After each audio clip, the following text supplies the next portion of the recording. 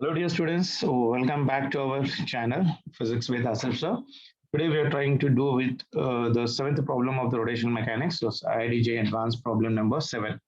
See the problem. The problem says something like this for me. A semicircular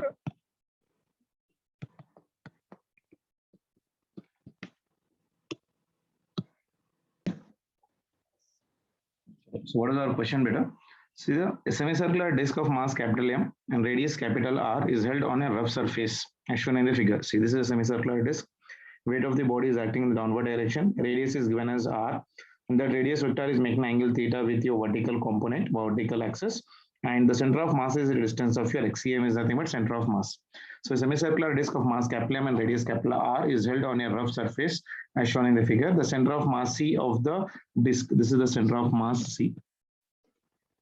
Center of mass C of the disc is at a distance of your 4r by 3. Okay, from the point of your O, from the point of your O part of relation. That means from the origin from here.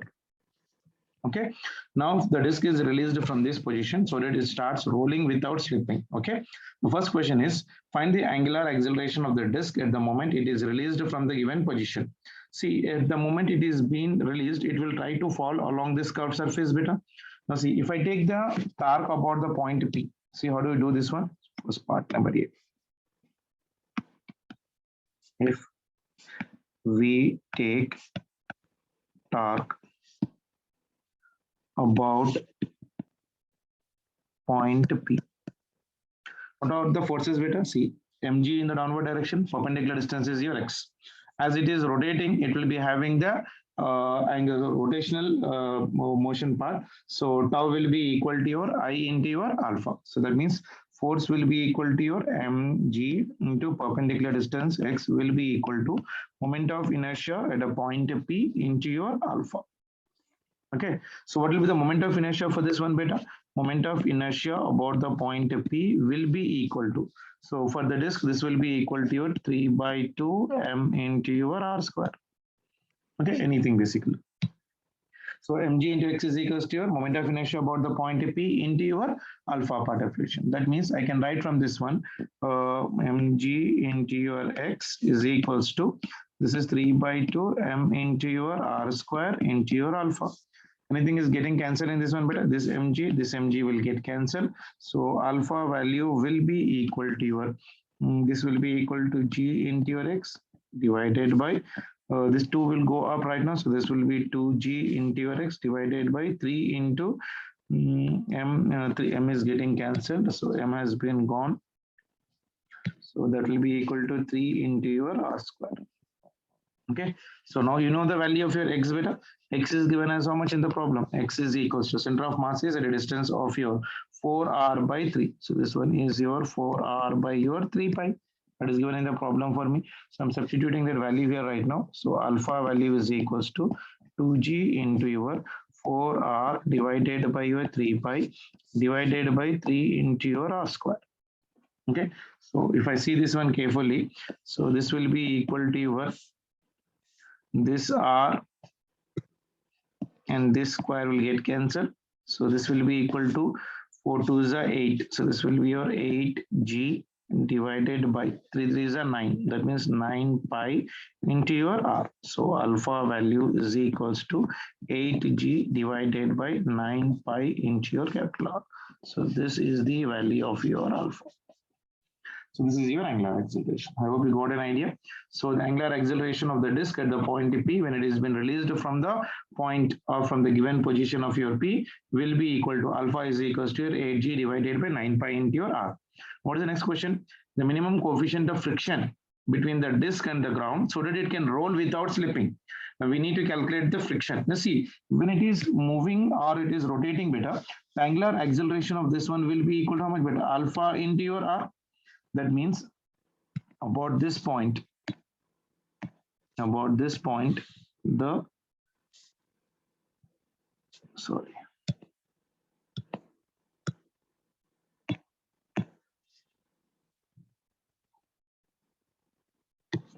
R alpha will be about this direction. So alpha into your R. isn't it? That means it is making an angle theta. This one is of your theta vertical. That means with x-axis, if I'm taking right now, so this is also equal to your theta. So this is your theta part deflection. If I resolve that one into the components, now see here right now. So this one is your alpha into your r. If I resolve it along your x-axis and your y-axis. Okay, so this value will be equal to your theta. So this is alpha into r into your cos theta. And this one is alpha r into your sin theta. Because vertical is right now here, downward direction, that is nothing but a theta.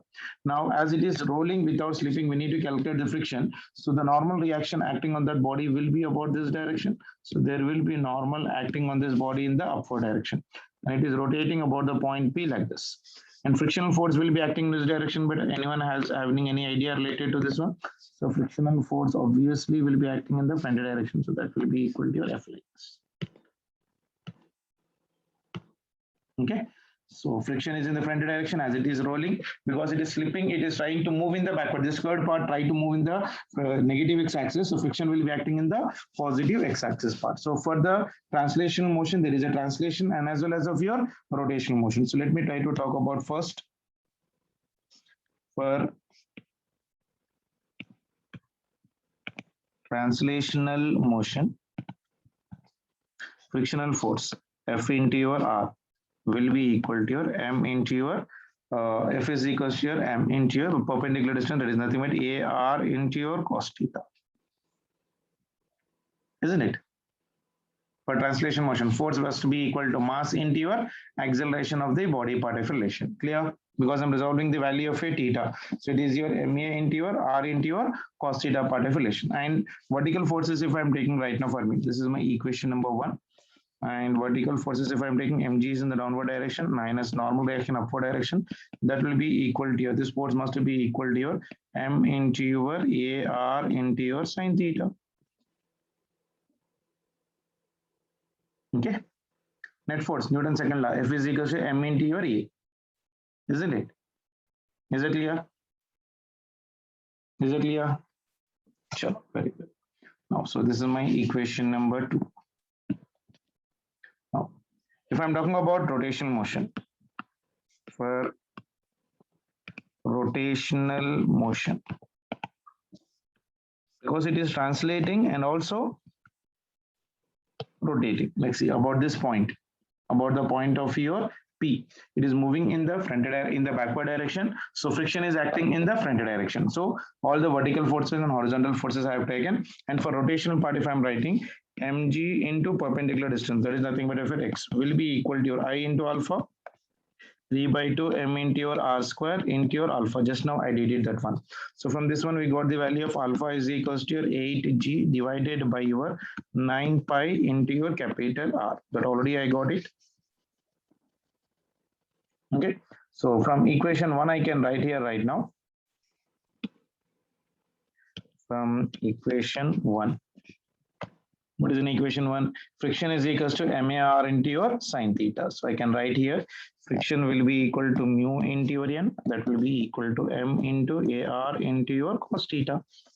So mu will be equal to your m into, so this will be equal to your how much beta? Sorry, this will be equal to your alpha gata. Sorry, I did it a small mistake here. So this one is your alpha. A is equals to alpha into your R. So this should be equal to alpha, and this one is also your alpha. So here also this will be equal to your, if I'm taking here, alpha into your R. Okay, so mu will be equal to your, how much I can write right now from this given condition beta? Mu is equals to m alpha R into your cos theta divided by, okay, this will be equal to your normal reaction. Clear?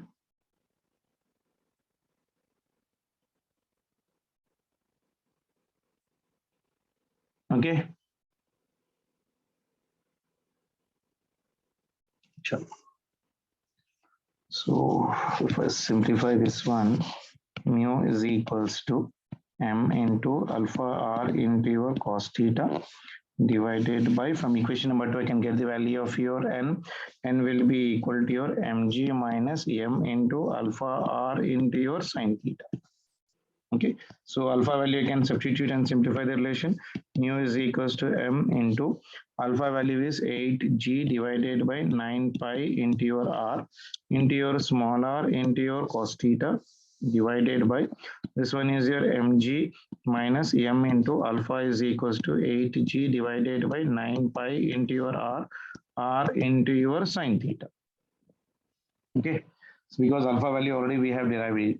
So from this one, if I'm simplifying anything, see this r will get cancelled, isn't it? And this one is mg common, and this r also will get cancelled here, right? Okay. Still anything else is there?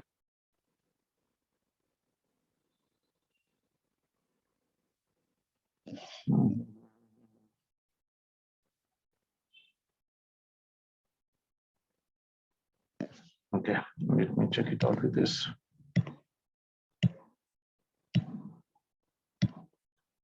See, from the figure, I can write small r cos theta will be equal to how much beta? Small r cos theta will be equal to your capital R, and r into sin theta will be equal to center of mass. That is nothing but of your 3r divided by your 3 pi, 4r divided by your 3 pi. So if I substitute that values here right now, so that will be equal to your 9g into your r part. Small r will be equal to your how much for me? Capital R. Capital R is equals to your r. Our cos theta is equals to your 4r by your pi.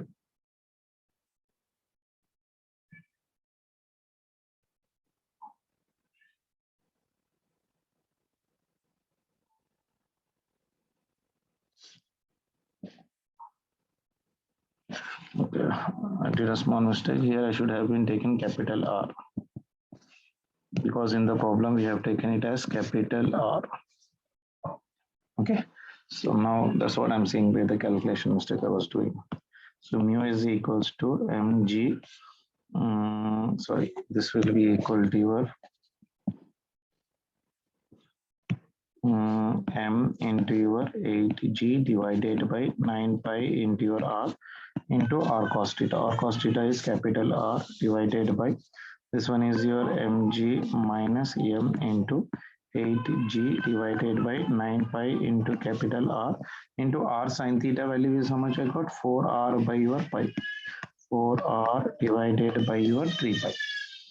Okay, so now everywhere mass will be getting cancelled in this one. So this mass, and this mass will get cancelled. So mu will be equal to your, this will be equal to your how much? This 9 will go up. So this will be coming out for me. Okay, I'll take this one. 8g into capital R divided by 9 pi into your capital R. Capital R will also get cancelled. Divided by, this will be equal to your 9, 7, 3, 9s are 27. If I'm taking the LCM, 27 pi square r into g minus 32 m into m have already cancelled it. So this will be equal to your 32 g into capital R divided by your 27 pi square into capital R. Okay. So if I recheck it, this R is been gone here right now. So this will be equal to your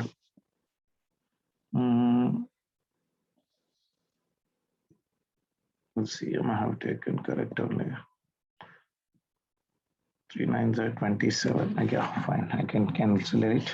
So this will be equal to 24 pi into g into your r divided by this one is your r, g will be common, 27 pi square minus of your 32, isn't it? Okay, still anything else gets cancelled. G and G also will get cancelled. Anything else? Nothing. So this will be equal to this R also will get cancelled. 24 into your pi divided by this one is 27 pi square minus 32. So this is the value of your mu.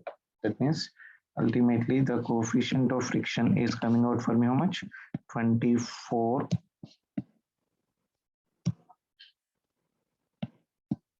pi divided by 27 pi square minus 30. You can just take care of the calculation better, but the concept is this much only. So just take care of your calculation part. If I have done anywhere, this subtraction part, you can just take care. The basic condition, what I did is for calculating the friction is I have just applied the concept of translation motion and the rotational motion. So it should be very clear in mind when you are applying this condition. For translation motion, what is the condition, and for rotational motion, what is the condition. So if you can know that one, that's with the help of the two conditions, we can simplify the given conditions. So what you are getting the answer, mu is equals to your 24 pi divided by 27 pi square minus of your 32. So let me check anywhere I have done any mistake related to this one. Nothing. Okay, chalo. Everything is fine, beta. Then this is the answer for this one. Mu is equals to 24 pi divided by 27 pi square minus 32 part deflection. Okay. Thank you, beta. Take care. Bye.